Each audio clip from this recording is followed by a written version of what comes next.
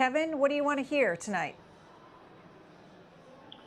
I'd like to hear some honesty, some civility, and America really needs healing right now. So I'm hoping that we're able to come together and just really move past this dark period in our history. All right, Kevin in Virginia, Republican. Thorne in California, Democratic caller. Let's hear from you next. Hi, how are you? Doing well. What do you want to hear tonight during this debate? Well, I don't think that we should have the standard where Kamala has to be perfect. And it's primetime TV. I'm just excited to see her take down Trump and have it be just a really great prosecution of all that he hasn't achieved in his life. You call it primetime TV. What do you mean? I mean, I'm waiting for the next season of House of the Dragon, and this is the next best thing. Okay.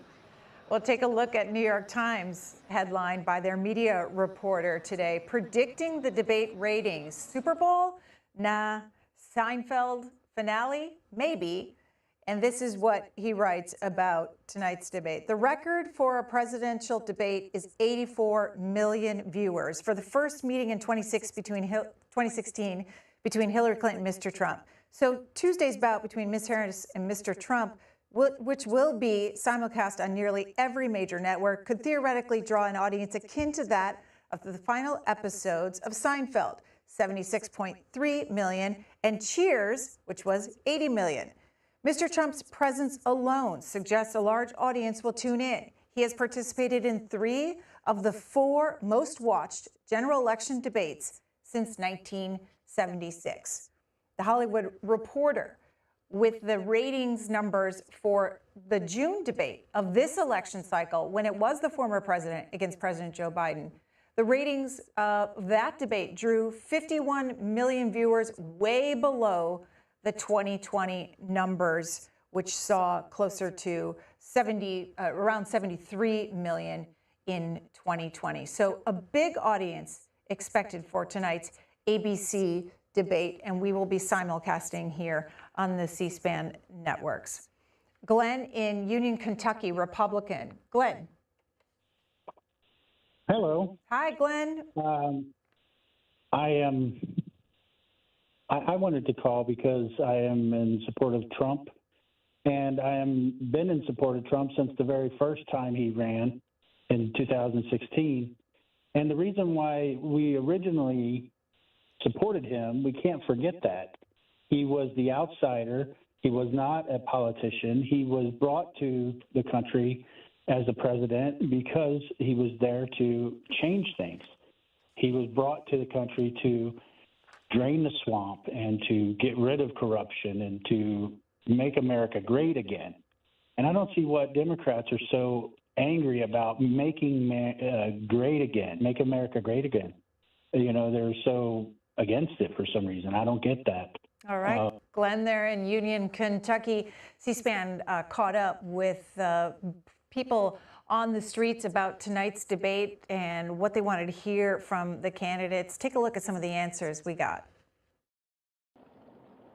Discover the heartbeat of democracy with C-SPAN Voices 2024 as we engage voters ahead of the first debate between Vice President Kamala Harris and former President Donald Trump, asking, what issue would you like for them to address and why? Hello, my name is Bregan Flannery. I'm from Sampson, Alabama.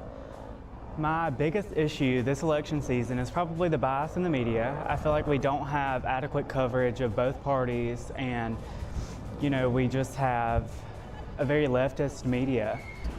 Oh, my top issue is women's rights, reproductive rights. I have a wife, I have 2 daughters and 2 sons, and the most important thing for me is to make sure that my daughters are safe, my wife is safe, and every other woman is safe, because I'm a big believer in not just equal rights, but every woman has a choice. I guess my top issue is the preservation of democracy and freedom. And it seems like our freedoms are being eroded Here in the National Mall and World War II Museum is right next door. A lot of people paid a really heavy price for that freedom, and that's what I think we need to focus on. When I think about who I'm voting for, really will center around healthcare and women's rights, our rights to choose, our rights to be in charge of our own body, and really just big picture, better access to healthcare for everyone, equal slate, equal playing field for all. I would say my top issue for the U.S. right now would probably be immigration and illegals. We can kind of close up the border, but keep it open to people immigrating legally. That would be fine. But yeah, until that gets corrected, I think there's going to be a lot more other issues that are going to stem from that. So hopefully get that corrected here soon. C-SPAN's Voices 2024. Be a part of the conversation. And back to your calls here as we await the first the presidential debate. It's the second of this election cycle. It's the first between Vice President Harris and the former President Trump, and that is going to get underway in less than 15 minutes. ABC is the host of that. We are simulcasting it here on C-SPAN, and we want to know what you want to hear from these two candidates tonight. Marilyn in Norfolk, Virginia, an independent. Marilyn, let's hear from you. I would like to hear Donald Trump, since he admitted that he did lose the election last week. I would like to hear him apologize to all U.S. citizens. I would like to hear him apologize for ruining people's lives and all types of things, losing their homes, losing their jobs, sitting in jail because of his big lie. Secondly, I would like to hear him admit, since Kamala Harris is being accused of having bad policies during the last administration and doing all these bad things, I would like Mr. Trump to tell us how much of those things in his administration he should be congratulated and thank all the things he did during Donald Trump's administration. And Donald Trump should stop taking credit for all the things that Mike Pence did. And the last thing I'd like to hear is I'd like to hear Vice President Harris say, you know, Joe Biden and I have done a lot during this administration, during these almost 4 years. We didn't get everything right, but we did the things that we didn't get right, we're working on. But we should be congratulated, and people should appreciate the things and the good things that we did get done. Okay, Marilyn. And that's what I'd like to hear tonight. All right, Chris in Brunswick, Georgia, Republican. Hey, Chris, just hang with us for a minute. Let's go into the spin room. California Governor Gavin Newsom is talking to reporters. Not only visited right after October 7th Israel, but also brought a field hospital into Gaza. I don't know there's another state that did this. Breaks my heart. What happened on October 7th? We want these hostages home. We want this war to end. So does Kamala Harris. So does Tim Walz. So does the Biden administration. That every hour of every day are trying to get this war to an end. Donald Trump, you got to give me a break. What's his plan? I guess it's another one of these secret plans. It's but the genocide has been from Biden's administration. What would this two-state solution look like? Well, look, I'm not going to get into the nuances. Okay, then I'll ask you a different question. What would you like to see from the new president on day one regarding the border? Well, I think we have a proposal, $650 million for a border wall, 1,500 new border agents, 4,300 new asylum agents, 100 new judges. Sick, but literally. Detailed plan that was put out, a bipartisan plan that President Biden endorsed, as well as Vice President Harris. Not only did she endorse it, she got a standing ovation at the DNC, embracing it and saying she will promote it and she will sign that bipartisan deal. A deal Donald Trump does not support. He's unserious. He doesn't want a border deal. He wants a border problem. And I say this with an expertise that few have. I have the largest land port in the Western Hemisphere in the state of California. And I've had to put 394 National Guard men and women on the border. And it's shameful. It's shameful that he doesn't have the backup Border Patrol and doesn't support 1,500 new border agents and the investments to improve the quality of our border security. And that says, again, everything about Donald Trump and his hypocrisy. What do you think is Vice President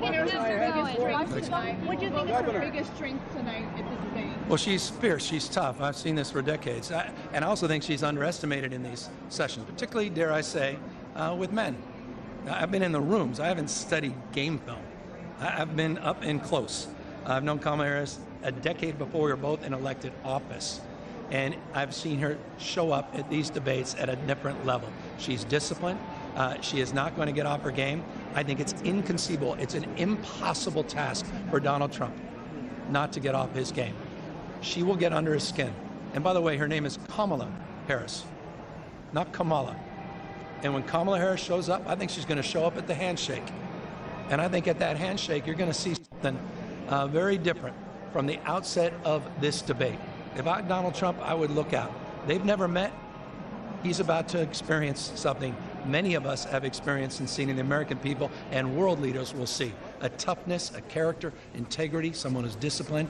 And Governor there, Gavin Newsom, talking to reporters. You can see he's swarmed by the media in the Media Filing Center at the Philadelphia Convention Hall there in the city. Hundreds of reporters there ahead of tonight's debate. We expect that surrogate supporters for the former president will be there as well. Senator Tom Cotton was talking to reporters before. There's members of Congress on both sides of the aisle. They're supporting their candidates and talking to the media. Chris in Georgia, Republican. Hey, Chris, thanks for hanging on the line. Yes, ma'am. In the primaries, isn't that when we decide who is going to be the presidential nominee? And so your point is tonight, Chris? Kamala Harris wasn't even on the docket. How can she be a presidential nominee? Do you think that your candidate, the former president, should talk about that tonight? Yes, definitely. All right. Ahead of tonight, there are, of course, new polling out every week on this race as we enter the last weeks of this election cycle. New York Times, with their latest polling, the headline is released by Siena College, a national poll that found former President Trump leading the vice president 48% to 47% among likely voters. That caller from Georgia, and we were just showing you from the swing state of Georgia, New York Times polling, it is neck and neck there. A 1-point lead for Kamala Harris against Donald Trump in Georgia. We'll show you some other swing states if we can here before tonight's debate getting underway in just minutes. Susan in New Orleans, New Orleans and Louisiana, Democratic caller. Susan. Good evening. Thank you. As we wait for the hurricane to hit this great state of Louisiana, we're also waiting for Kamala Harris to do the same to Donald Trump.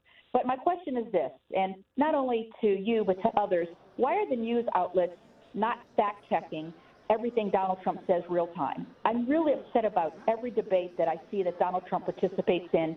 He's never fact-checked, including how is it possible that you have January 6th that occurred and he wants to pardon every single person that has attacked our Capitol? Susan, have you ever gone to the Washington Post fact check, PolitiFact? Have you ever checked out those websites? Because they do. Absolutely. Absolutely, but I want it real time. I want it tonight while he's lying to the American public about gun regulations and being pro-life. You know, pro-life also means protecting our children. Pro-life is having Sandy Hook children that would be graduating right now. And these evangelicals that are so hell-bent on making Donald Trump be the second coming of Christ, for God's sakes, they need to look at the marriages he's had. They need to look at the mistresses he's had, the children out of wedlock he's had, and yet they still think of him as the second coming of Christ. I don't know what's wrong with the Republican Party. I used to respect George Bush and Reagan. I voted for Reagan. I voted for McCain. What has happened to the Republican Party that they cannot have spine to stand up to this man? So what I'm hoping to see tonight is that Donald Trump will not only be bastardized by his own party, but he loses big, and Kamala will win. Okay, Susan there in New Orleans. Now, the path to 270, the Electoral College, it means that these candidates have to win some crucial states. We showed you Georgia being one of them, the New York Times latest poll with Siena College in that state. Take a look at Pennsylvania, where the candidates are tonight for tonight's debate. Here, the vice president again leading by just 1 point. This is a neck and neck. This is a tie in the swing state of Pennsylvania. Carter in Valley City, North Dakota, an independent. Carter, what do you want to hear tonight?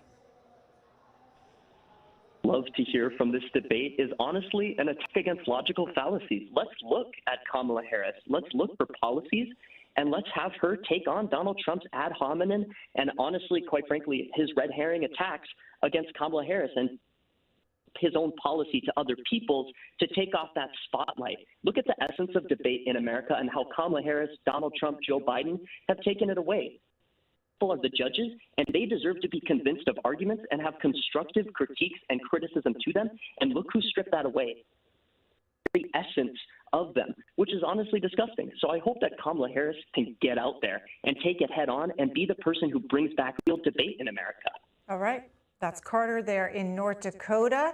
Next caller, Tony, comes from Supply, North Carolina, Republican. Tony, before we hear from you, take a look at the New York Times polling out of your state, another battleground state, and it's 48% for the vice president, 47% for the former president, essentially a tie as well in North Carolina. Tony, Republican?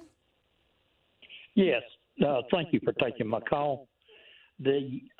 One of the issues that I have is there is so much personality, and we're Americans, and it really bothers me when you hear as much hatred. It appears to be in people's voices on both sides. I mean, the reason I'm watching the debate this evening, I am a Republican. I do plan to vote for Donald Trump. However, I am watching the debate. I want to hear policy on both sides. I had planned to vote for Jimmy Carter years ago, and when I changed my mind was the night before I voted when the economic report came out, and it continued to trend down. So, I have not yet totally made up my mind. Even though I am a Republican, I'm an American first. So, Tony, what could the vice president convince you to vote for her? And if so, how? She could, if she shares policy.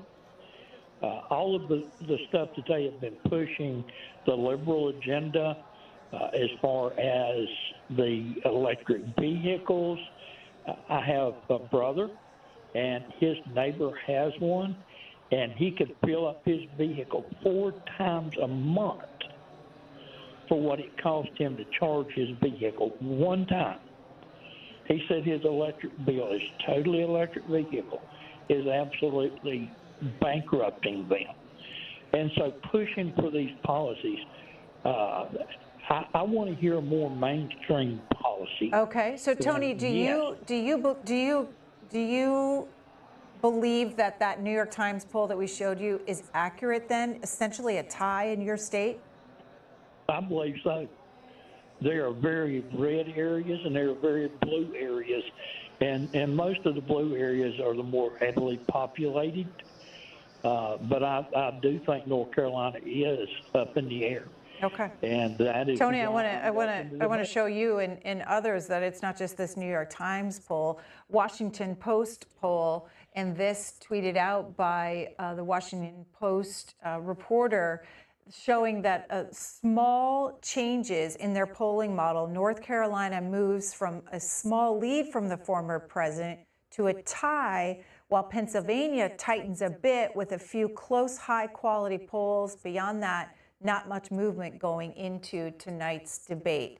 So there are the swing states and Washington Post polling. We showed you a little bit from the New York Times polling ahead of tonight's debate. Of course, people, the candidates, the voters, the media will all be looking at the polls post-debate as well.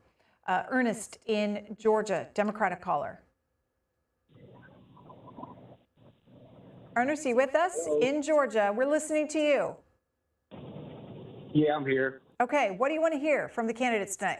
Yeah, I would like to hear our ex-president apologize for January the 6th. even though he feels that what he did. All right, I'm going to leave it there. The ABC debate is beginning. We'll take you there now. Face-to-face meeting ever. A historic race for president upended just weeks ago. President Biden withdrawing after his last debate. Donald Trump now up against a new opponent. The candidates separated by the smallest of margins, essentially tied in the polls nationally and in the key battlegrounds, including right here in Pennsylvania, all still very much in play. The ABC News presidential debate starts right now. This is an ABC News special. The most consequential moment of this campaign. Kamala Harris. Together, we will chart a new way forward. Donald Trump. We will soon be a great nation again. Face to face. Historic. The ABC News presidential debate. Here now, David Muir and Lindsay Davis. Good evening, I'm David Muir, and thank you for joining us for tonight's ABC News presidential debate. We want to welcome viewers watching on ABC and around the world tonight. Vice President Kamala Harris and President Donald Trump are just moments away from taking the stage in this unprecedented race for president. And I'm Lindsay Davis. Tonight's meeting could be the most consequential event of their campaigns, with Election Day now less than 2 months away. For Vice President Kamala Harris, this is her first debate since President Biden withdrew from the race on July 21st. Of course, that decision followed his debate against President Donald Trump in June. Since then, this race has taken on an entirely new dynamic. And that brings us to the rules of tonight's debate. 90 minutes with 2 commercial breaks. No topics or questions have been shared with the campaigns. The candidates will have 2 minutes to answer questions, and this is the clock. That's what they'll be seeing. 2 minutes for rebuttals and 1 minute for follow-ups, clarifications, or responses. Their microphones will only be turned on when it's their turn to speak. No pre-written notes allowed. There is no audience here tonight in this hall at the National Constitution Center. This is an intimate setting for 2 candidates who have never met. President Trump won the coin toss. He chose to deliver the final closing statement of the evening. Vice President Harris selected the podium to the right.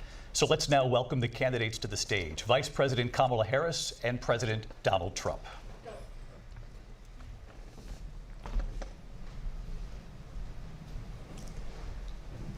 Kamala Harris.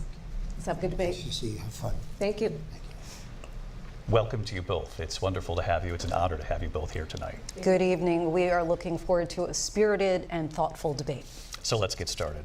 I want to begin tonight with the issue that voters repeatedly say is their #1 issue, and that is the economy and the cost of living in this country. Vice President Harris, you and President Trump were elected 4 years ago, and your opponent on the stage here tonight often asks his supporters, are you better off than you were 4 years ago? When it comes to the economy, do you believe Americans are better off than they were 4 years ago?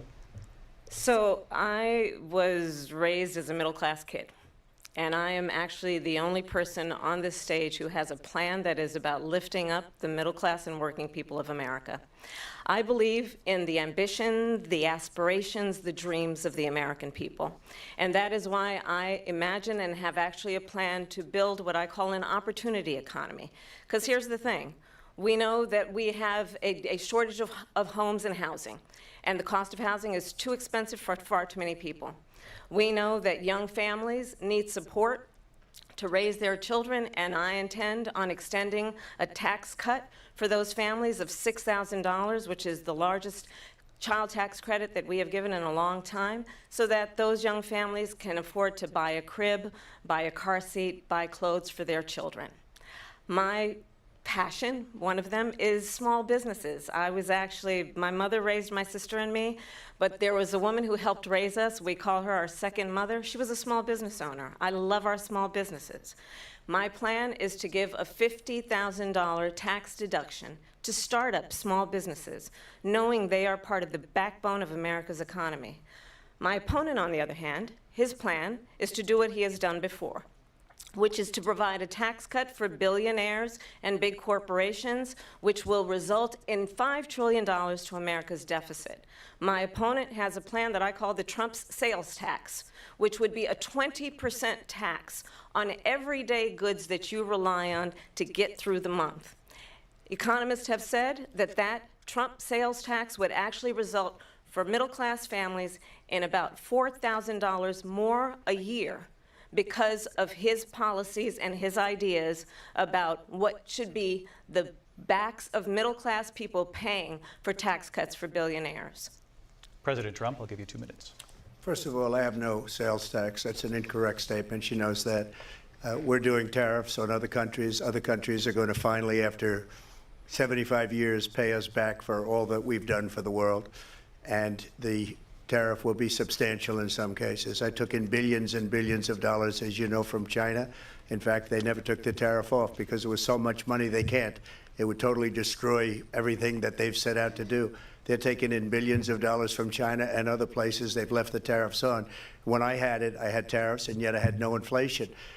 Look, we've had a terrible economy because inflation has, which is really known as a country buster. It breaks up countries. We have inflation like very few people have ever seen before, probably the worst in our nation's history. We were at 21%, but that's being generous because many things are 50, 60, 70, and 80% higher than they were just a few years ago. This has been a disaster for people, for the middle class, but for every class.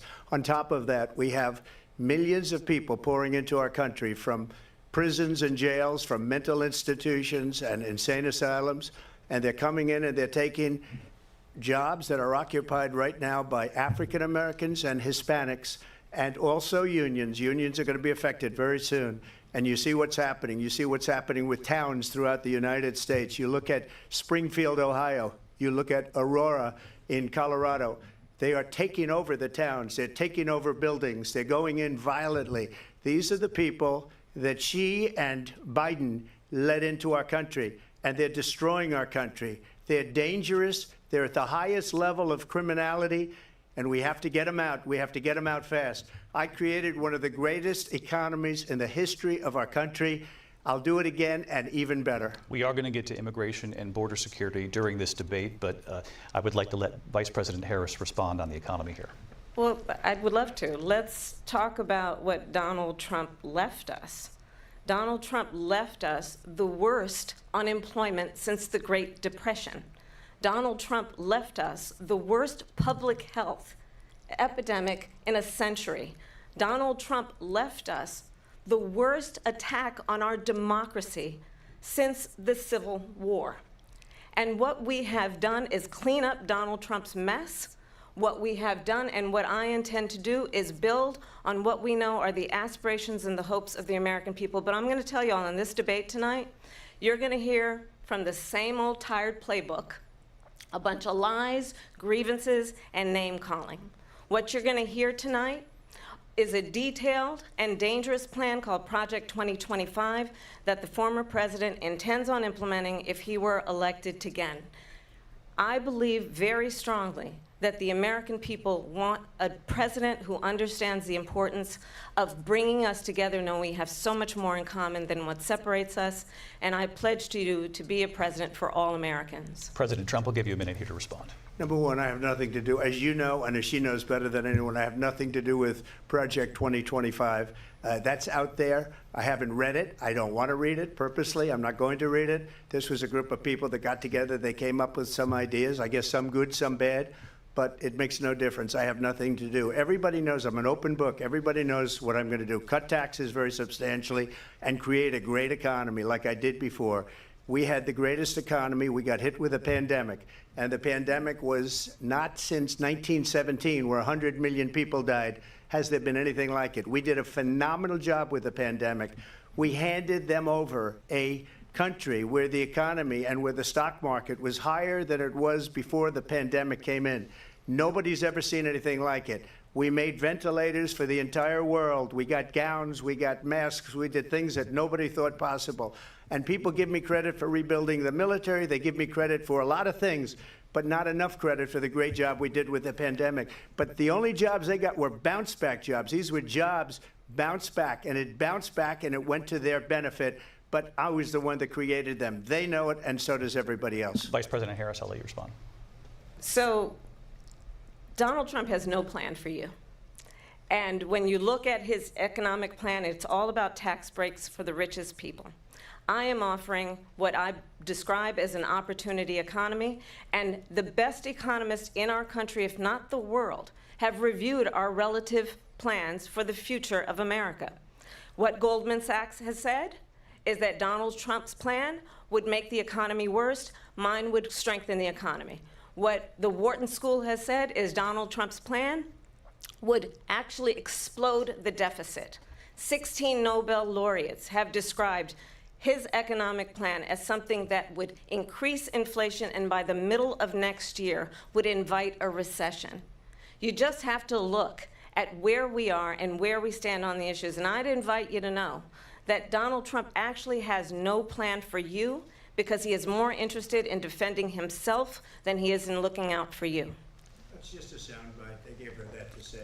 Look, I went to the Wharton School of Finance, and many of those professors, the top professors, think my plan is a brilliant plan. It's a great plan. It's a plan that's going to bring up our worth, our value as a country. It's going to make people want to be able to go and work and create jobs and create a lot of good, solid money for our country. And just to finish off, she doesn't have a plan. She copied Biden's plan, and it's like 4 sentences, like run, spot, run. 4 sentences that are just, oh, we'll try and lower taxes. She doesn't have a plan. Take a look at her plan. She doesn't have a plan. Mr. President, I do want to drill down on something you both brought up. The Vice President brought up your tariffs. You responded, and let's drill down on this, because your plan is what she calls is essentially a national sales tax. Your proposal calls for tariffs, as you pointed out here, on foreign imports across the board. You recently said that you might double your plan, imposing tariffs up to 20% on goods coming into this country. As you know, many economists say that with tariffs at that level, costs are then passed on to the consumer. Vice President Harris has argued it'll mean higher prices on gas, food, clothing, medication, arguing it costs the typical family nearly $4,000 a year. Do you believe Americans can afford higher prices because of tariffs? They're not going to have higher prices. What's going to have and who's going to have higher prices is China and all of the countries that have been ripping us off for years. I was the only president ever. China was paying us hundreds of billions of dollars, and so were other countries. And, you know, if she doesn't like them, they should have gone out and they should have immediately cut the tariffs. But those tariffs are there 3.5 years now under their administration. We are going to take in billions of dollars, hundreds of billions of dollars. I had no inflation, virtually no inflation. They had the highest inflation perhaps in the history of our country, because I've never seen a worse period of time. People can't go out and buy cereal or bacon or eggs or anything else. The people of our country are absolutely dying with what they've done. They've destroyed the economy. And all you have to do is look at a poll. The polls say 80 and 85 and even 90% that the Trump economy was great, that their economy was terrible. Vice President Harris, I do want to ask for your response, and you heard what the president said there, because the Biden administration did keep a number of the Trump tariffs in place. So how do you respond? Well, let's be clear that the Trump administration resulted in a trade deficit, one of the highest we've ever seen in the history of America. He invited trade wars. You want to talk about his deal with China? What he ended up doing is, under Donald Trump's presidency, he ended up selling American chips to China to help them improve and modernize their military, basically sold us out, when a policy about China should be in making sure the United States of America wins the competition for the 21st century, which means focusing on the details of what that requires, focusing on relationships with our allies, focusing on investing in American-based technology so that we win the race on AI, on quantum computing, focusing on what we need to do to support America's workforce so that we don't end up having, on the short end of the stick, in terms of workers' rights. But what Donald Trump did, let's talk about this, with COVID, is he actually thanked President Xi for what he did during COVID. Look at his tweet. "Thank you, President Xi," exclamation point, when we know that Xi was responsible for lacking and not giving us transparency about the origins of COVID. President Trump, I'll let you respond. First of all, they bought their chips from Taiwan. We hardly make chips anymore because of philosophies like they have and policies like they have. I don't say her because she has no policy. Everything that she believed 3 years ago and 4 years ago is out the window. She's going to my philosophy now. In fact, I was going to send her a MAGA hat. She's gone to my philosophy. But if she ever got elected, she'd change it. And it will be the end of our country. She's a Marxist. Everybody knows she's a Marxist. Her father's a Marxist professor in economics, and he taught her well. But when you look at what she's done to our country, and when you look at these millions and millions of people that are pouring into our country monthly, where it's, I believe, 21 million people, not the 15 that people say, and I think it's a lot higher than the 21. That's bigger than New York State pouring in. And just look at what they're doing to our country. They're criminals. Many of these people coming in are criminals. And that's bad for our economy, too. You know, you mentioned before, we'll talk about immigration later. Well, bad immigration is the worst thing that can happen to our economy. They have, and she has, destroyed our country with policy that's insane. Almost policy that you'd say they have to hate our country. President Trump, thank you. Lindsay? I want to turn to the issue of abortion. President Trump, you've often touted that you were able to kill Roe v. Wade. Last year, you said that you were proud to be the most pro-life president in American history. Then last month, you said that your administration would be great for women and their reproductive rights. In your home state of Florida, you surprised many with regard to your 6-week abortion ban because you initially had said that it was too short. And you said, quote, I'm going to be voting that we need more than 6 weeks. But then the very next day, you reversed course and said you would vote to support the 6-week ban. Vice President Harris says that women shouldn't trust you on the issue of abortion because you've changed your position so many times. Therefore, why should they trust you? Well, the reason I'm doing that vote is because the plan is, as you know, the vote is, they have abortion in the 9th month. They even have, and you can look at the governor of West Virginia, the previous governor of West Virginia, not the current governor, who's doing an excellent job, but the governor before, he said the baby will be born and we will decide what to do with the baby. In other words, we'll execute the baby. And that's why I did that, because that predominates, because they're radical. The Democrats are radical in that. And her vice presidential pick, which I think was a horrible pick, by the way, for our country, because he is really out of it. But her vice presidential pick says abortion in the 9th month is absolutely fine. He also says execution after birth. It's execution, no longer abortion, because the baby is born, is okay. And that's not okay with me, hence the vote. But what I did is something for 52 years. They've been trying to get Roe v. Wade into the states. And through the genius and heart and strength of 6 Supreme Court justices, we were able to do that. Now, I believe in the exceptions for rape, incest, and life of the mother. I believe strongly in it. Ronald Reagan did also. 85% of Republicans do. Exceptions. Very important. But we were able to get it, and now states are voting on it. And for the first time, you're going to see, look, this is an issue that's torn our country apart for 52 years. Every legal scholar, every Democrat, every Republican, liberal, conservative, they all wanted this issue to be brought back to the states where the people could vote. And that's what happened. Now, Ohio, the vote was somewhat liberal. Kansas, the vote was somewhat liberal, much more liberal than people would have thought.